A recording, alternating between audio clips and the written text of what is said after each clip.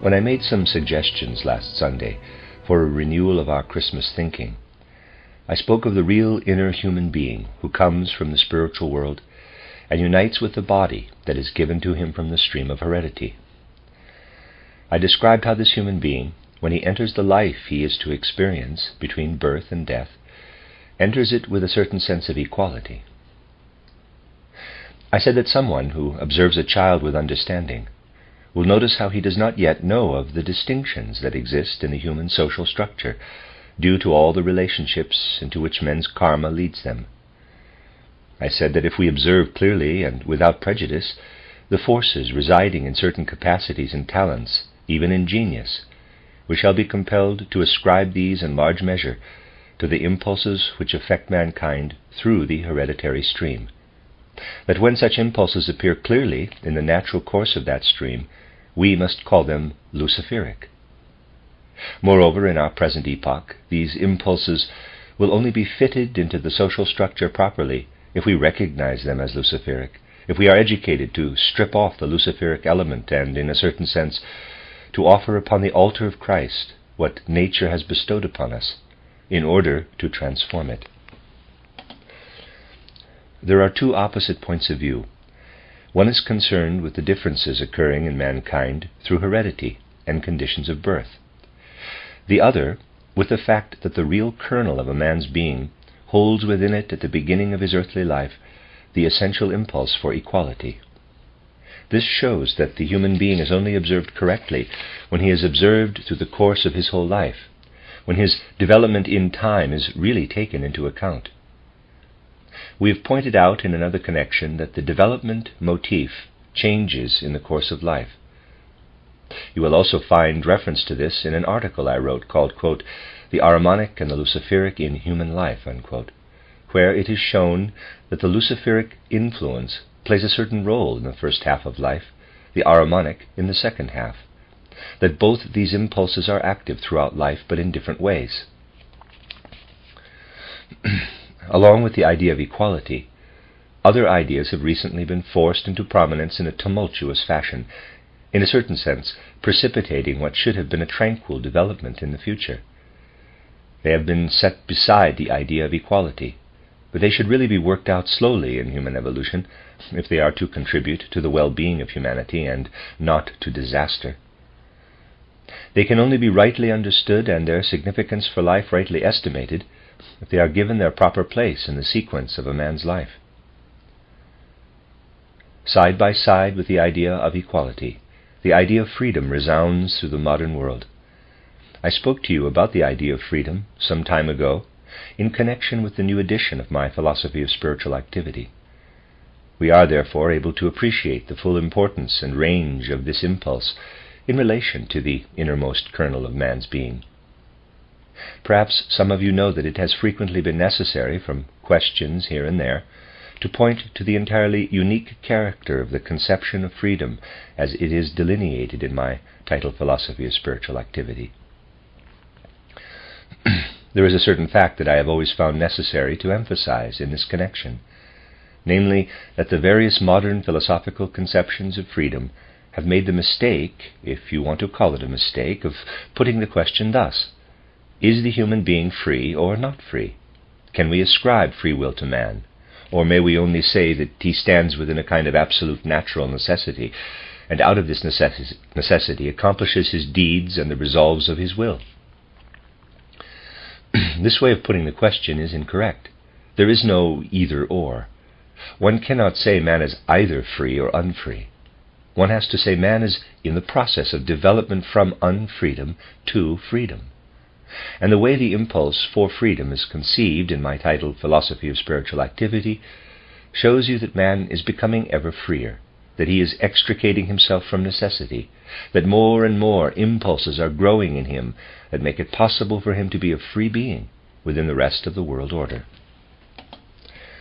Thus the impulse for equality has its greater intensity at birth, even though not in consciousness, since the latter is not yet developed, and it then decreases. That is to say, the impulse for equality has a descending development. We may make a diagram thus.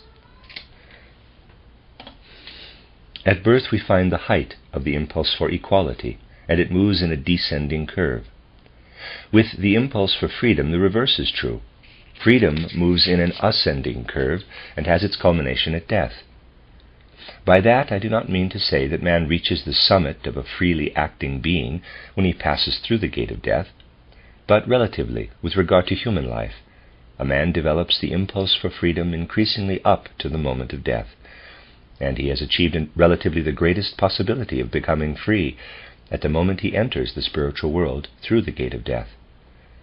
That is to say, while at birth he brings with him out of the spiritual world the sense of equality, which then declines during the course of physical life, it is just during his physical lifetime that he develops the impulse toward freedom, and he then enters the spiritual world through the gate of death with the largest measure of this impulse for freedom that he could attain in the course of his physical life.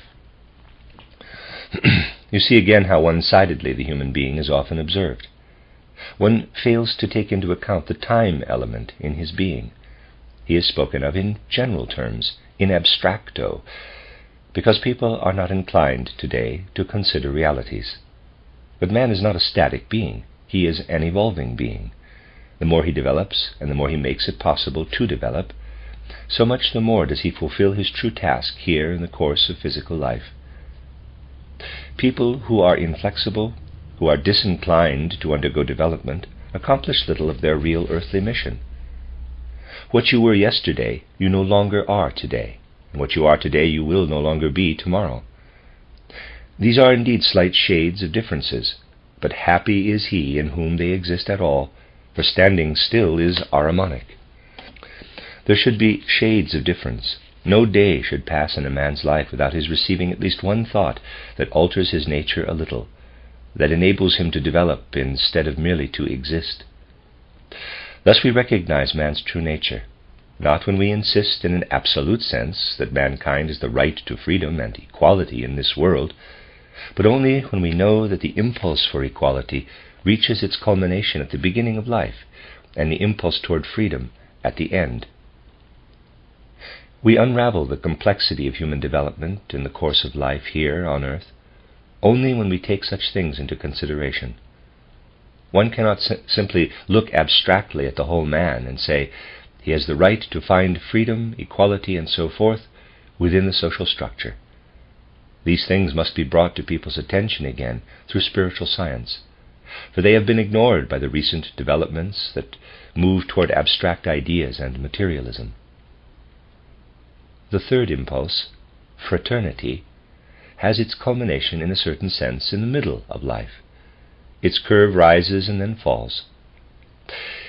In the middle of life, when the human being is in his least rigid condition, that is, when he is vacillating in the relation of soul to body, then it is that he has the strongest tendency to develop brotherliness.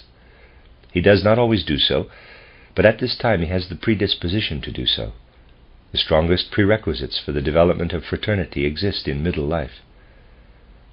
Thus these three impulses are distributed over an entire lifetime. In the times we are approaching, it will be necessary for our understanding of other men, and also, as a matter of course, for our so-called self-knowledge, that we take such matters into account. We cannot arrive at correct ideas about community life unless we know how these impulses are distributed in the course of life. In a certain sense, we will be unable to live our lives usefully unless we are willing to gain this knowledge, for we will not know exactly what relation a young man bears to an old man, or an older person to one in middle life, unless we keep in mind the special configuration of these inner impulses. But now let us connect all this with lectures. But now let us connect all this with lectures I gave here earlier about the whole human race gradually becoming younger. Perhaps you recall that I explained how the particular dependence of soul development upon the physical organism that a human being has today, only during his very earliest years, was experienced in ancient times up to old age. We are speaking now only of post-Atlantean epochs. I said that in the ancient Indian cultural epoch, man was dependent upon his so-called physical development into his 50s, in the way that he is now dependent only in the earliest years. Now, in the first years of life, man is dependent upon his physical development. We know the kind of break the change of teeth causes, then puberty, and so on. In these early years, we see a distinct parallel in the development of soul and of body. Then this ceases, vanishes. I pointed out that in older cultural epochs of our post-Atlantean period, that was not the case.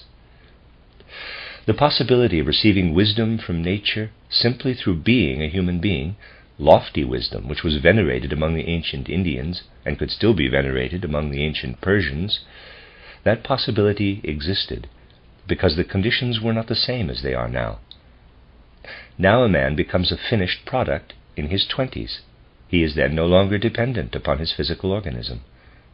Starting from his 20s, it gives him nothing more. This was not the case in ancient times. In ancient times, the physical organism itself gave wisdom to man's soul into his 50s. It was possible for him in the second half of life, even without special occult training, to extract the forces from his physical organism in an elemental way, and thus attain a certain wisdom and a certain development of will. I pointed to the significance of this for the ancient Indian and Persian epochs, even for the Egypto-Chaldean epoch, when it was possible to say to a boy or girl or young man or young woman, quote, "When you are old, you may expect that something will come into your life, will be bestowed upon you, simply by your having become old, because one continues to develop up to the time of death," unquote. Age was looked up to with reverence, because a man said to himself, "With old age something will enter my life that I cannot know or cannot will while I am still young." That gave a certain structure to the entire social life, which only ceased when, during the Greco-Latin epoch, this point of time fell back into the middle years of human life. In the ancient Indian civilization, man was capable of development up to his 50s. Then during the ancient Persian epoch, mankind grew younger. That is, the age of the human race, the capacity for development, fell back to the end of a man's 40s. During the Egypto-Chaldean epoch, it came between the 35th and the 42nd year. During the Greco-Latin epoch, he was only capable of development up to a point of time between the 28th and the 35th year. When the mystery of Golgotha occurred, he had this capability up to the 33rd year. This is the wonderful fact we discover in the history of mankind's evolution, that the age of Christ Jesus, when he passed through death on Golgotha, coincides with the age to which humanity had fallen back at that time. We pointed out that humanity is still becoming younger and younger. That is, the age at which it is no longer capable of development continues to decrease. This is significant, for example, when today a man enters public life at the particular age at which humanity now stands, 27 years, without having received anything beside what he took in from the outside up to his 27th year. I mentioned that in this sense Lloyd George is the representative man of our time. He entered public life at 27 years.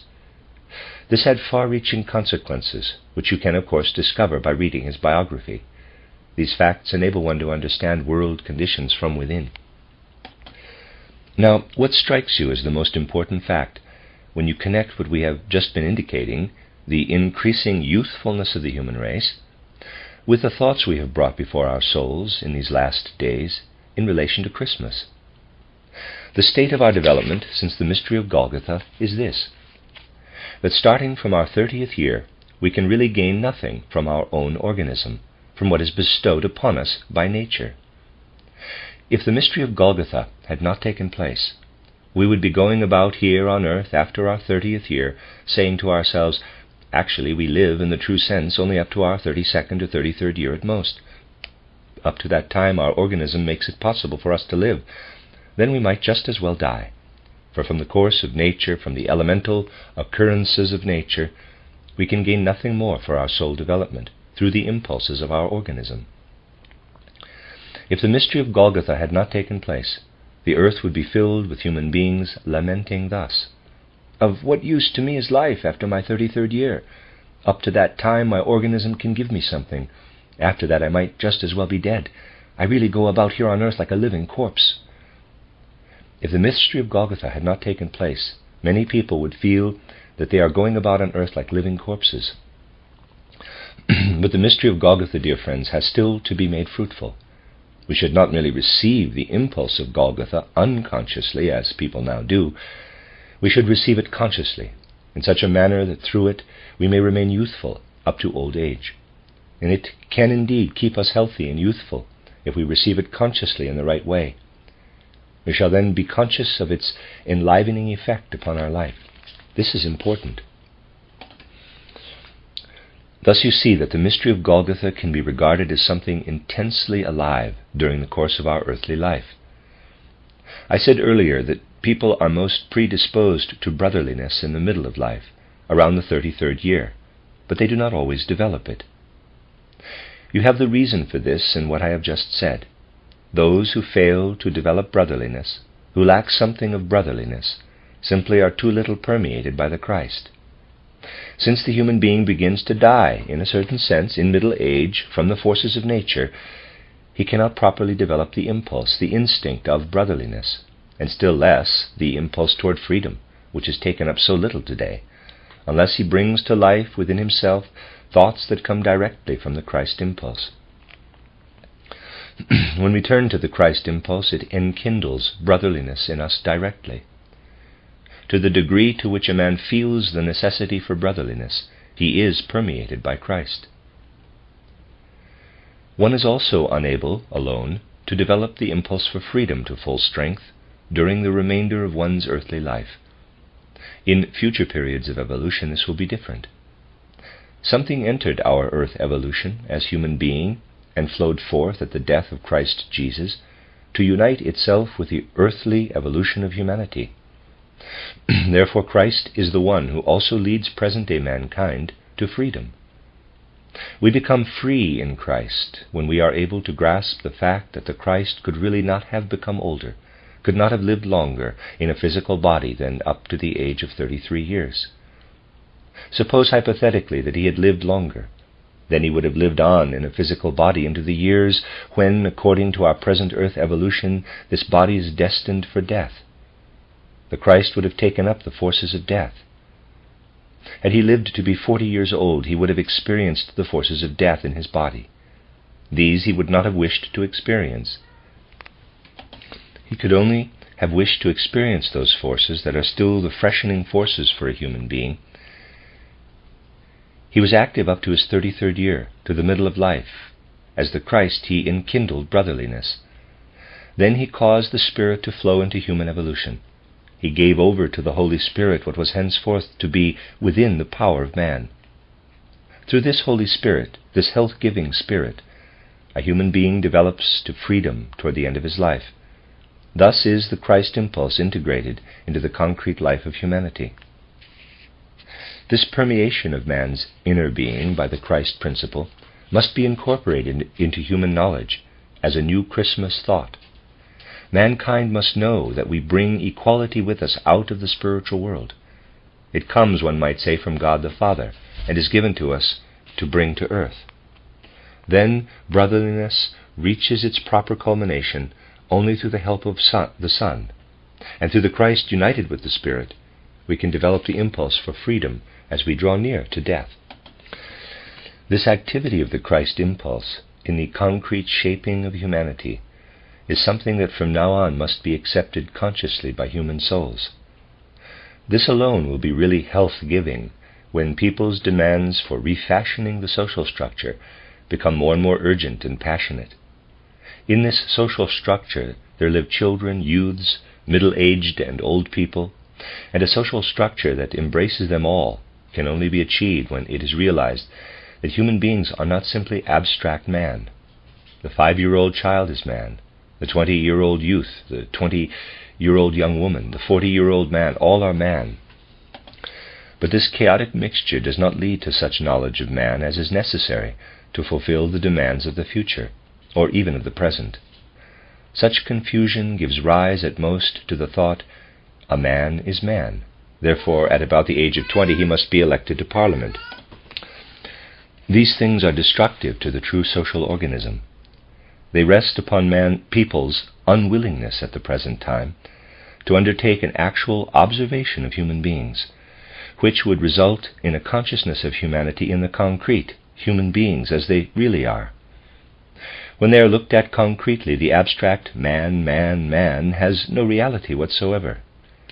There can only be the fact of a specific human being of a specific age with specific impulses. Knowledge of man must be acquired, but it can only be acquired by studying the development of the essential living kernel of the human being as he progresses from birth to death. That must come, my dear friends. And probably people will not be inclined to receive such things into their consciousness until they are again able to take a retrospective view of the evolution of mankind. Yesterday I drew your attention to something that entered human evolution with Christianity. Christianity was born out of the Jewish soul, the Greek spirit, and the Roman body. These were the sheaths, so to speak, of Christianity. But within Christianity is the living ego, and this can be separately observed when we look back to the birth of Christianity. For the external historian, this birth of Christianity has become very chaotic. What is usually written today about the early centuries of Christianity, whether from a Roman Catholic or a Protestant point of view, is very confused wisdom. The essence of much that existed in those first Christian centuries is either entirely forgotten by present theologians, or else it has become, may I say, an abomination for them. Just read and observe the strange convulsions of intellectualism. They almost become a kind of intellectual epilepsy when people have to describe what lived in the first centuries of Christianity as the gnosis. It is considered a sort of devil, this gnosis, something so demonic that it should absolutely not be admitted into human life. And when such a theologian or other official representative of this or that denomination can accuse anthroposophy of having something in common with Gnosticism, he believes he has made the worst possible charge. Underlying all this is the fact that in the earliest centuries of Christianity, Gnosticism did indeed penetrate the spiritual life of European humanity, so far as this was of importance for the civilization of that time, and moreover much more significantly than is now supposed. There exists, on the one hand, not the slightest idea of what this gnosis actually was. On the other hand, I might say, there is a mysterious fear of it. To most of the present-day official representatives of any religious denomination, the gnosis is something horrible. But it can, of course, be looked at without sympathy or antipathy, purely objectively. Then it would best be studied from a spiritual scientific standpoint, for external history has little to offer. Western ecclesiastical development took care that all external remains of the gnosis were properly eradicated, root and branch. There is very little left, as you know, only the Pistis Sophia and the like, and that gives only a vague idea of it. Otherwise, the only passages from the gnosis that are known are those refuted by the Church Fathers. That means really that the gnosis is only known from the writings of opponents, while anything that might have given some idea of it from an external historical point of view has been thoroughly rooted out.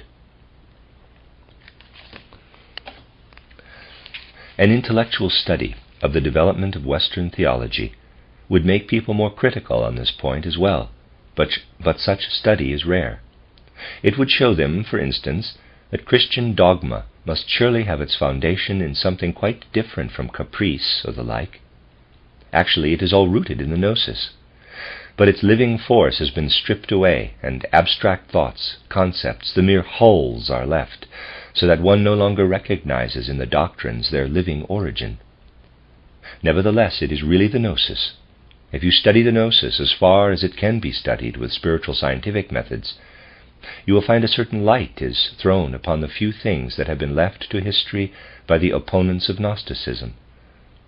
And you will probably realize that this gnosis points to the very widespread and concrete atavistic clairvoyant world conception of ancient times.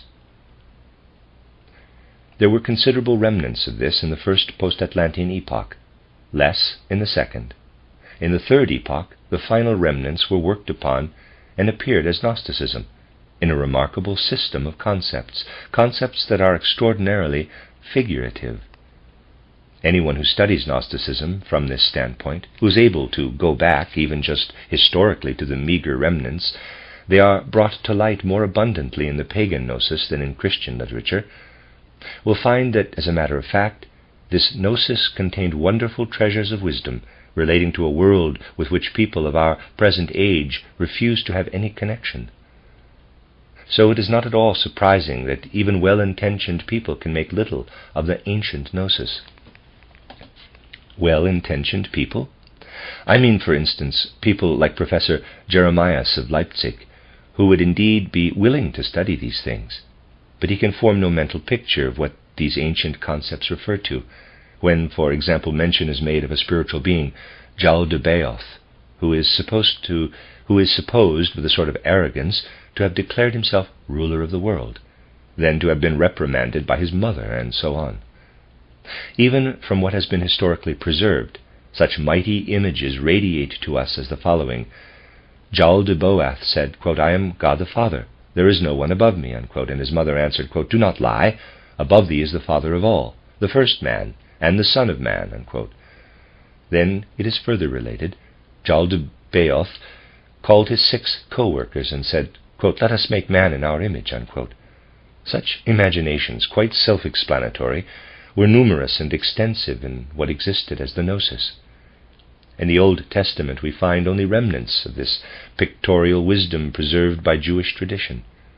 It lived especially in the Orient, whence its rays reached the West, and only in the 3rd or 4th century did these begin to fade in the West. But then there were still some after effects among the Waldenses and Cathars that finally died out. People of our time can hardly imagine the condition of the souls living in civilized Europe during the first Christian centuries, in whom there lived not merely mental pictures like those of present-day Roman Catholics, but in a supreme degree vivid, unmistakable echoes of this mighty world picture of the Gnosis. What we see when we look back at those souls is vastly different from what we find in books that have been written about these centuries by ecclesiastical and secular theologians and other scholars. In the books there is nothing at all that lived in those great and powerful imaginative pictures, describing a world of which, as I have said, people of our time have no conception. That is why a man possessing present-day scholarship can do nothing with such concepts. For instance, what with Jal de Beoth, his mother, the 6 co-workers, and so on. He does not know what to do with them. They are words, word husks. What they refer to he does not know. Still less does he know how the people of that earlier age ever came to form such concepts. A modern person can only say, quote, "Well, of course, the ancient Orientals had lively imaginations. They developed all that fantasy," unquote. We ourselves must marvel that such a person has not the slightest idea how little imagination a primitive human being has, what a minor role it plays, for instance, among peasants. In this respect, the mythologists have done wonders. They have invented the stories of simple people transforming the drifting clouds, the wind driving the clouds, and so on, into all sorts of beings. They have no idea how the earlier humanity to whom they attribute all this were really constituted in their souls, that they were as far removed as could possibly be from such poetic fashioning. The fantasy really exists in the circles of the mythologists, the scholars who think out such things. That is the real fantasy. What people suppose to have been the origin of mythology is pure error. They do not know today to what its words and concepts refer. Certain, may I say, clear hints concerning their interpretation are therefore no longer given any serious attention. Plato pointed very precisely to the fact that a human being living here in a physical body has remembrance of something experienced in the spiritual world before this physical life.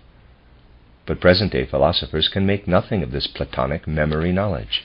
For them it is something that Plato too had imagined. In reality, Plato still knew with certainty that the Greek soul was predisposed to unfold in itself what it had experienced in the spiritual world before birth, though it still possessed only the last residue of this ability. Anyone who between birth and death perceives only by means of his physical body, and who works over his perceptions with a present-day intellect, cannot grant any rational meaning to observations that have not even been made in a physical body, but were made between death and a new birth. Before birth, human beings were in a world in which they could speak of Jaldabaoth, who rose up in pride, whose mother admonished him, who summoned the 6 co-workers. That is a reality for the human being between death and a new birth. Just as plants, animals, minerals, and other human beings are realities for him here in this world, about which he speaks when he is confined in a physical body. The gnosis contained what was brought into this physical world at birth, and it was possible to a certain extent, up to the Egypto-Chaldean epoch, that is, up to the 8th century before the Christian era, for human beings to bring very much with them from the time they had spent between death and a new birth. What was brought in those epochs from the spiritual world and clothed in concepts and ideas is the gnosis. It continued to exist in the Greco-Latin epoch, but it was no longer directly perceived. It was a heritage existing now as ideas. Its origin was known only to select spirits, such as Plato, in a lesser degree to Aristotle also. Socrates knew of it too, and indeed paid for this knowledge with his death. Now, what were the conditions in this Greco-Latin age, in the 4th post-Atlantean epoch? Only meager recollections of time before birth could now be brought over into life, but something was brought over, and in this Greek period it was still distinct. People today are inordinately proud of their power of thinking, but actually they can grasp very little with it. The thinking power that the Greeks developed was of a different nature. When the Greeks entered earthly life through birth, the images of their experiences before birth were lost. But the thinking force that they had used before birth to give an intelligent meaning to the images still remained. Greek thinking differed completely from our so-called normal thinking, for the Greek thinking was the result of pondering over imaginations that had been experienced before birth. Of the imaginations themselves, little was recalled. The essential thing that remained was the discernment that had helped a person before birth to find his way in the world about which imaginations had been formed. The waning of this thinking power was the important factor in the development of the 4th post-Atlantean period, which continued, as you know, into the 15th century of the Christian era. Now, in this 5th epoch, the power to think must again be developed out of our earthly culture. Slowly, haltingly, we must develop it out of the scientific worldview. Today we are at the beginning of it. During the 4th post-Atlantean period, that is from 747 BC to 1413 AD, the event of Golgotha lies between, there was a continual decrease of thinking power. Only in the 15th century did it begin slowly to rise again. By the 3rd millennium it will once more have reached a considerable height. Of our present-day power of thought, mankind need not be especially proud. It has declined. The thinking power, still highly developed, that was the heritage of the Greeks, shaped the thoughts with which the Gnostic pictures were set in order and mastered. Although the pictures were no longer as clear as they had been for the Egyptians or the Babylonians, for example, the thinking power was still there, but it gradually faded. That is the extraordinary way things worked together in the earliest Christian centuries. The mystery of Golgotha breaks upon the world. Christianity is born. The waning thinking power, still very active in the Orient, but also reaching over into Greece, tried to understand this event. The Romans had little understanding of it. This thinking power tried to understand the event of Golgotha from the standpoint of the thinking used before birth, the thinking of the spiritual world. And now something significant occurred. This Gnostic thinking came face to face with the mystery of Golgotha. Now let us consider the Gnostic teachings about the mystery of Golgotha, which are such an abomination to present-day, especially Christian theologians.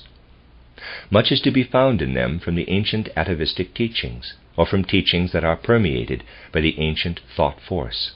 and many significant and impressive things are said in them about the Christ that today are termed heretical, shockingly heretical. Gradually this power of Gnostic thought declined. We still see it in Manes, M-A-N-E-S, in the 3rd century, and we still see it as it passes over to the Cathars, downright heretics from the Catholic point of view, a great, forceful, grandiose interpretation of the mystery of Golgotha. This ebbed away, strangely enough, in the early centuries, and people were little inclined to apply any effort toward an understanding of the mystery of Golgotha. These two things, you see, were engaged in a struggle, the Gnostic teaching wishing to comprehend the mystery of Golgotha through powerful spiritual thinking, and the other teaching that reckoned with what was to come, when thought would no longer have power, when it would lack the penetration needed to understand the mystery of Golgotha, when it would be abstract and unfruitful. The mystery of Golgotha, a cosmic mystery, was reduced to hardly more than a few sentences at the beginning of the Gospel of St. John, telling of the Logos, of his entrance into the world, and his destiny in the world, using as few concepts as possible, for what had to be taken into account was the decreasing thinking power. Thus the Gnostic interpretation of Christianity gradually died out, and a different conception of it arose, using as few concepts as possible. But of course the one passed over into the other.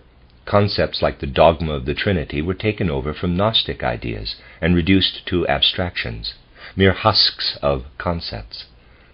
The really vital fact is this, that an inspired Gnostic interpretation of the mystery of Golgotha was engaged in a struggle with the other explanation, which worked with as few concepts as possible, estimating what humanity would be like by the 15th century, with the ancient, hereditary, acute thinking power declining more and more.